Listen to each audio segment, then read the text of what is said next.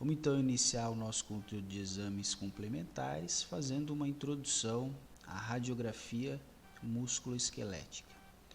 Olha só, se a gente pegar uma pirâmide invertida, a gente vai observar que os exames complementares correspondem a uma pequena parcela de relevância para a formação do diagnóstico, especialmente para a fisioterapia, que se baseia muito mais no diagnóstico cinesiológico funcional do que de fato no diagnóstico nosológico. Isso porque muitas vezes a condição clínica do paciente ou déficit de movimento não se correlaciona com o que é apresentado no exame. Por exemplo, um paciente que apresenta uma cervicobraquialgia, ou seja, uma dor na região do pescoço que se irradia para membro superior, pode vir ao consultório com um ultrassom de ombro demonstrando um processo inflamatório no tendão do supraespinhoso. No entanto, a sua dor é irradiada, ou seja, ela se origina na região cervical e desce para o restante do membro superior. Desse modo, o diagnóstico imaginológico aqui não está diretamente relacionado ao quadro clínico do indivíduo. Justamente por isso, os exames de imagem são complementares e buscam contribuir para o esclarecimento de uma dúvida ou de uma hipótese diagnóstica, certo? Bom, desse modo, então, realizando-se uma boa avaliação com sua respectiva anamnese, onde é coletado a queixa principal, a história, bem como o mecanismo de lesão do indivíduo, e realizando um bom exame físico, onde é inspecionado o tecido, é palpado, é mensurado o comprometimento e é realizado também testes especiais, formula-se 80% do diagnóstico. O restante é apenas para o esclarecimento de alguma dúvida, certo? Bom, a radiografia convencional é o exame de primeira ordem, ou o primeiro exame de imagem a ser realizado após uma avaliação clínica, especialmente quando envolve queixas musculoesqueléticas. Sua vantagem é que é um método de disponibilidade imediata, isto é, um exame rápido, e o custo é relativamente baixo. Suas desvantagens são a exposição à radiação e a má diferenciação de tecidos moles. Bom, no final do século XIX, o físico alemão Wilhelm Conrad Röntgen estava realizando experimentos na Universidade de Würzburg, universidade pública, é bom que se diga, e descobriu o raio-x por acidente. Würzburg estava usando um tubo de Crookes, um tubo em formato de pera. Esse tubo possuía 2 eletrodos, um cátodo com polaridade negativa e um ânodo com polaridade positiva. Havia também um tubo de sucção que era para retirar boa parte do ar do interior da ampola, de modo a ficar um vácuo, uma atmosfera rarefeita no interior da ampola. Com a aplicação de uma elevada diferença de tensão ou de potencial entre os 2 eletrodos, era então observada a presença de radiação, ou um feixe luminoso que se originava do cátodo em direção ao ânodo. Esse feixe luminoso, ou essa radiação, foi então chamado de raios catódicos. Mais tarde, foi entendido que essa radiação ou essa fluorescência era efeito da ionização dos gases no interior da ampola.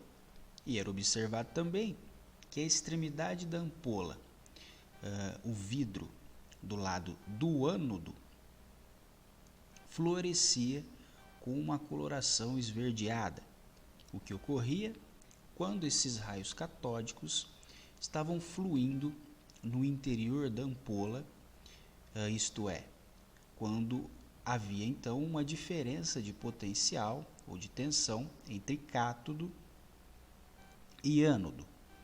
O que acontecia no interior do tubo era o seguinte: a diferença de potencial elétrico entre cátodo e ânodo acelerava e retirava elétrons que poderiam então se colidir com elétrons de outros átomos, fazendo com que estes mudassem de órbita.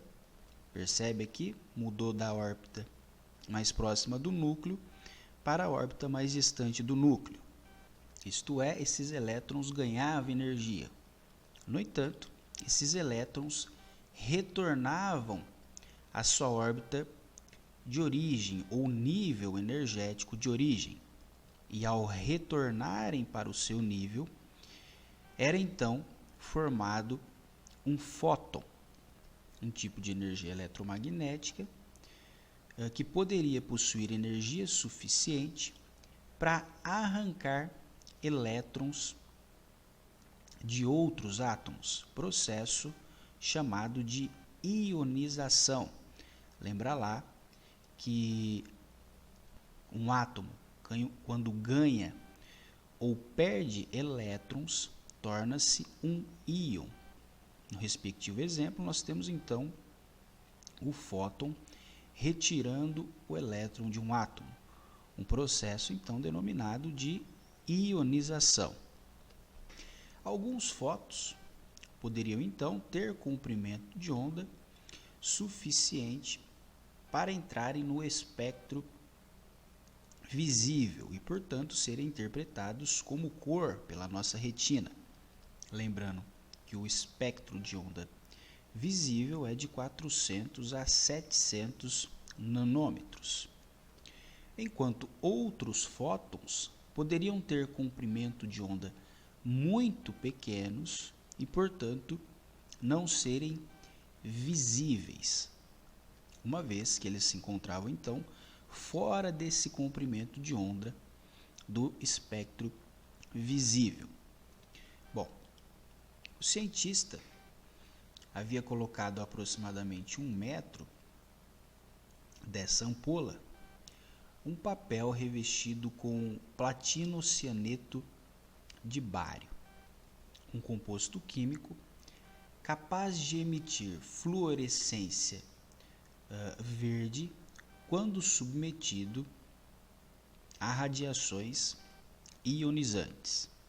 E ele percebeu então que esse papel de platinocianeto de bário havia ficado verde, havia emitido fluorescência.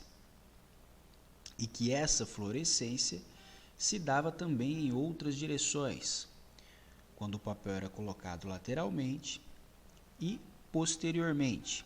Isso indicava então que outros raios ou outras radiações, outros tipos de fóton, também estavam sendo emitidos, além dos raios catódicos de espectro visível. Desse modo, ele então concluiu que havia também outro tipo de radiação sendo emitido da ampola, o que ele chamou de radiação X, indicando um desconhecimento desses raios. Ele não sabia exatamente o que era.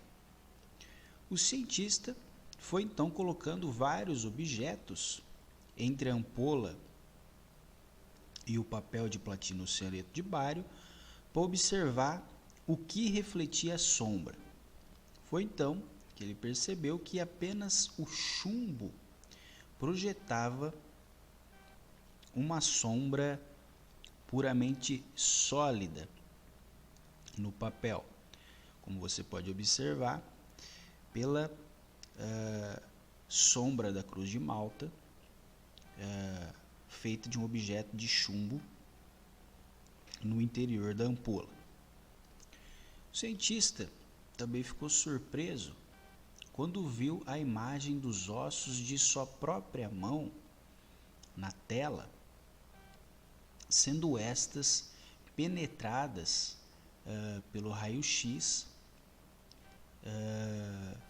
que conseguiam então atravessar a carne, a musculatura da mão, mas não conseguiam atravessar os ossos.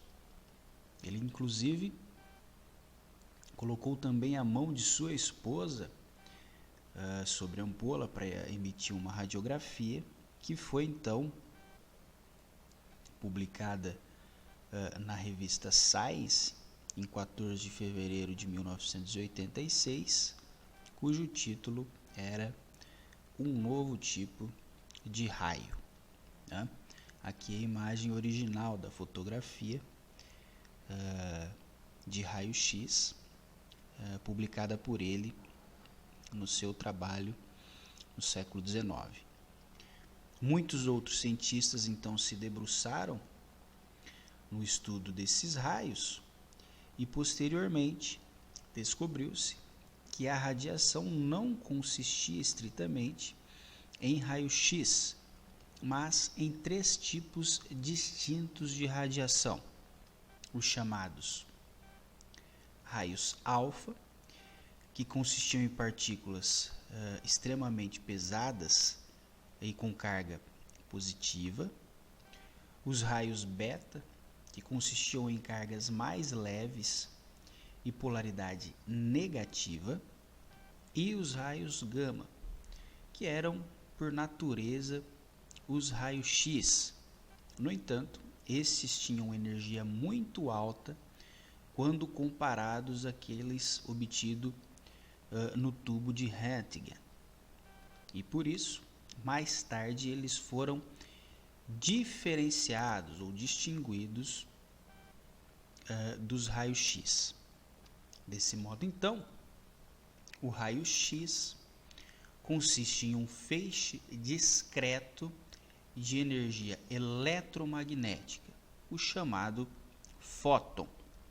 Fóton que não está no campo do espectro visível, uma vez que possui comprimento de 0,001 nanômetro a 10 nanômetros. Portanto, ondas eletromagnéticas com comprimento bem inferior ao de 400 a 700 nanômetros. Além disso, o raio-x é considerado então um tipo de radiação ionizante ou penetrante. Portanto, tem a capacidade de interromper a composição da matéria e, portanto, a possibilidade de interromper processos celulares importantes. Por isso que é recomendado proteção à exposição excessiva a esse tipo de radiação, especialmente para os profissionais que atuam diretamente nesse ramo.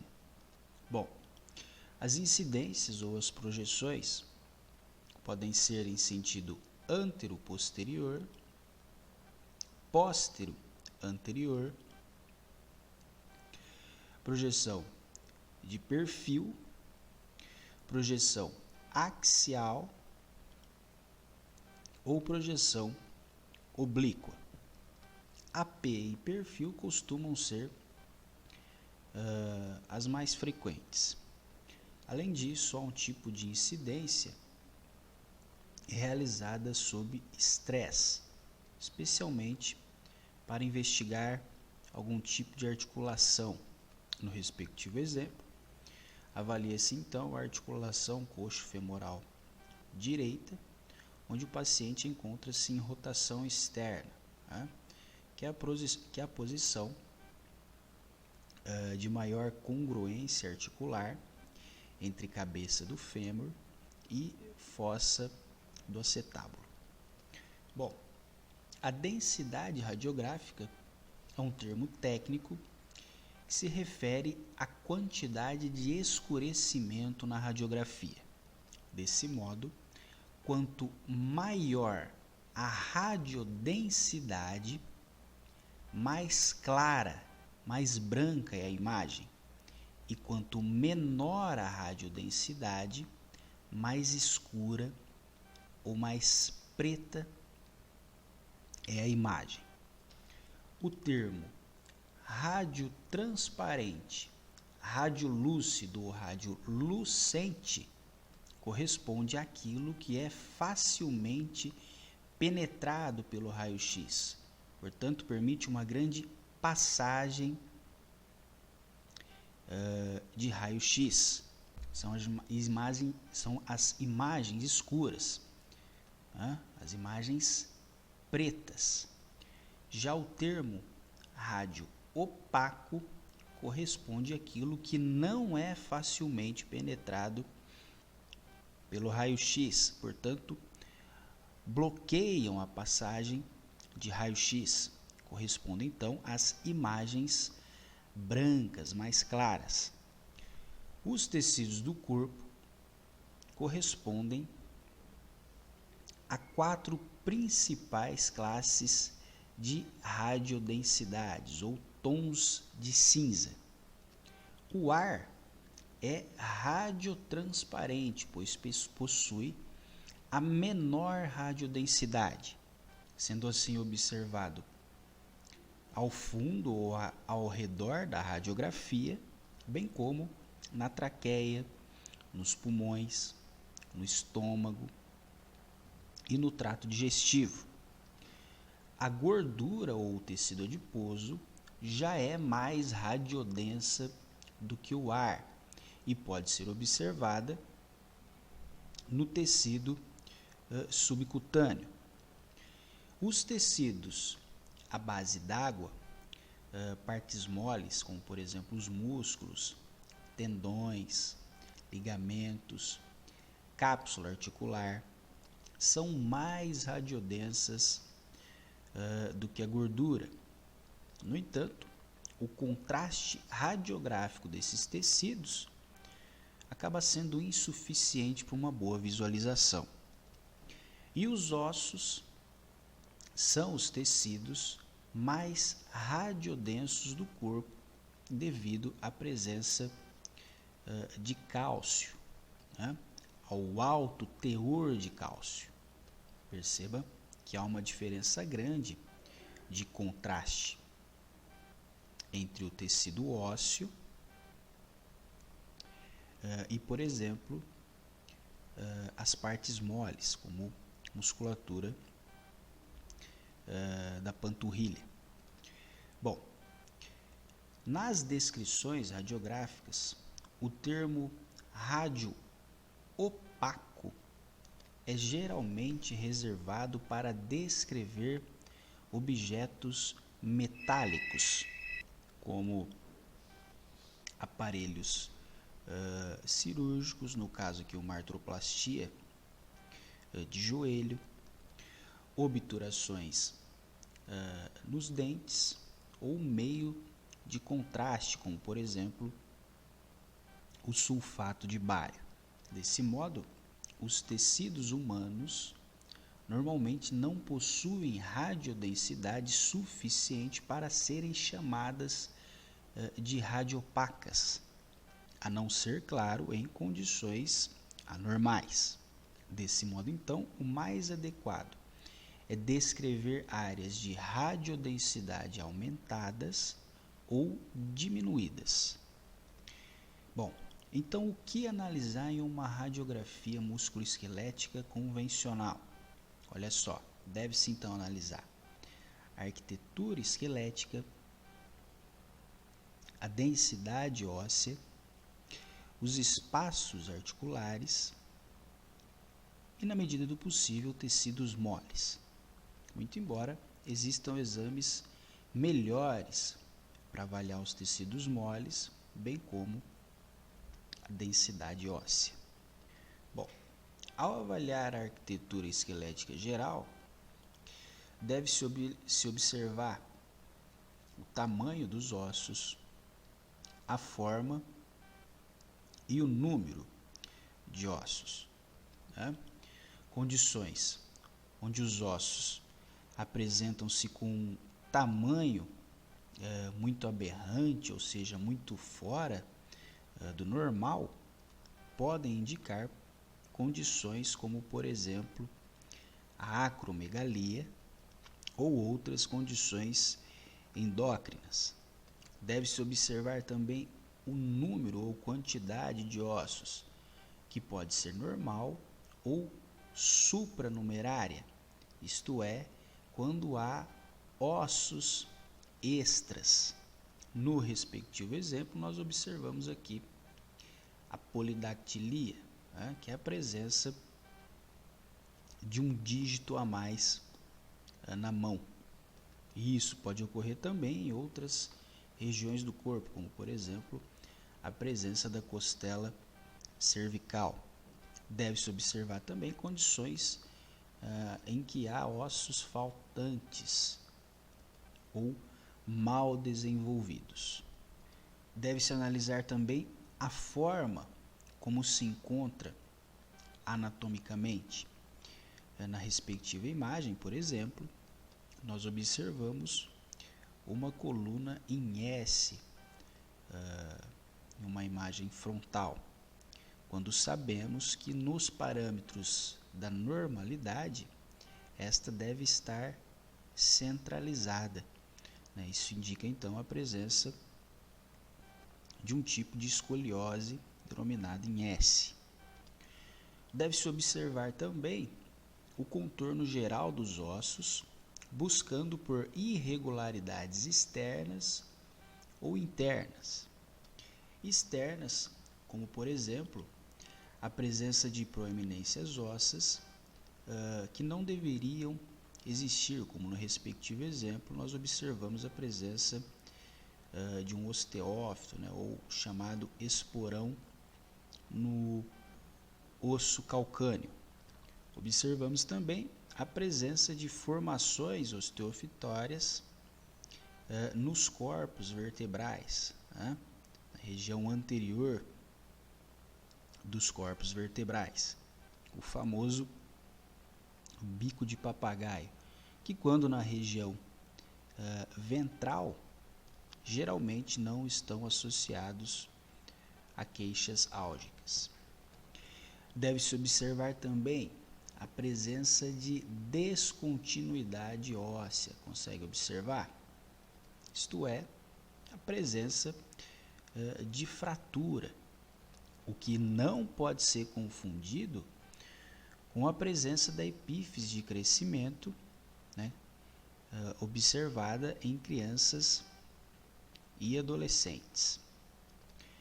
Deve-se observar também a presença de esclerose, isto é, uma área com radiodensidade maior que o restante do osso. Consegue observar aqui uma região mais branquinha do que o restante do osso, isto é, uma área de maior radiodensidade do que as demais áreas dos ossos.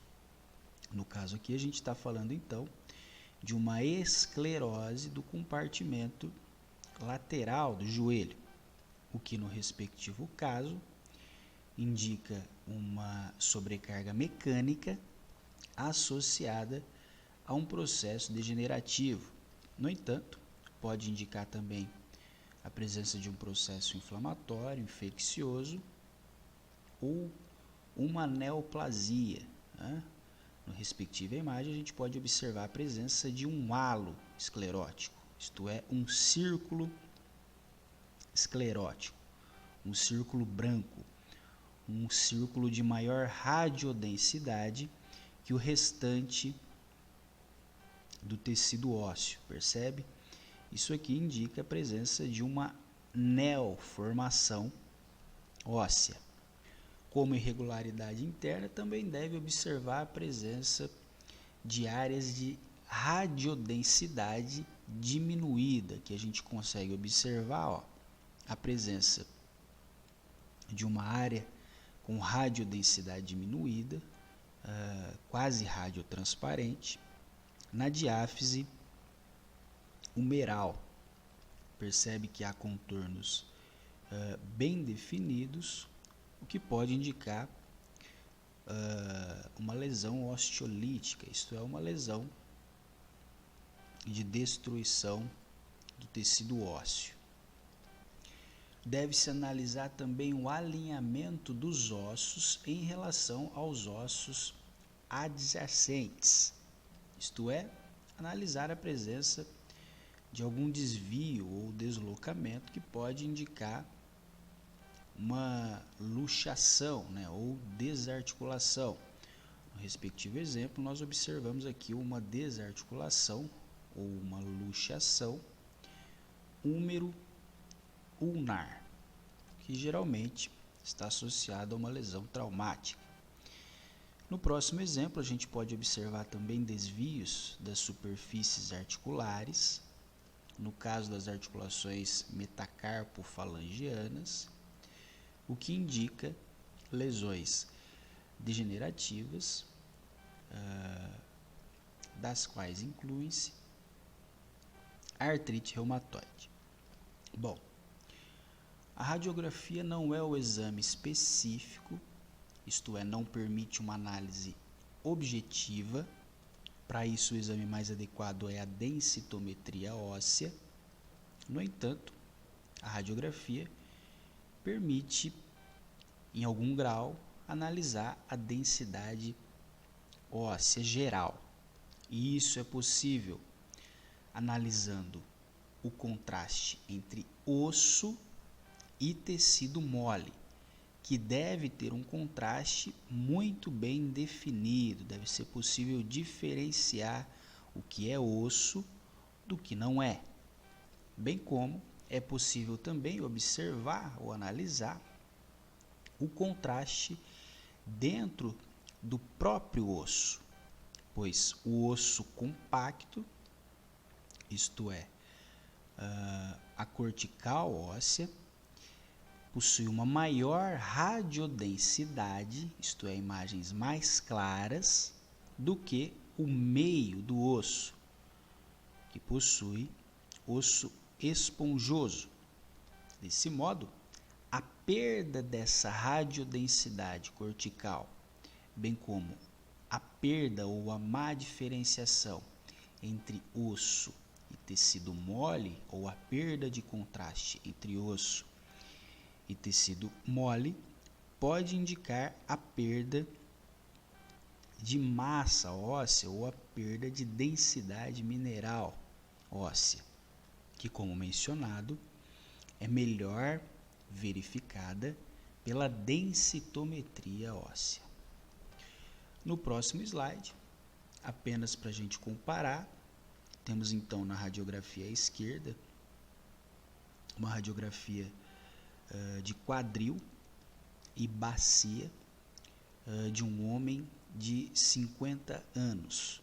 E do outro lado, você pode observar uma idosa com 80 anos de idade, com perda de massa óssea de 30 a 35%. Então você pode observar aqui a diferença de radiodensidade entre o homem de 50 anos e a idosa de 80. Percebe então que a radiodensidade da imagem à direita é bem menor do que a radiodensidade da esquerda.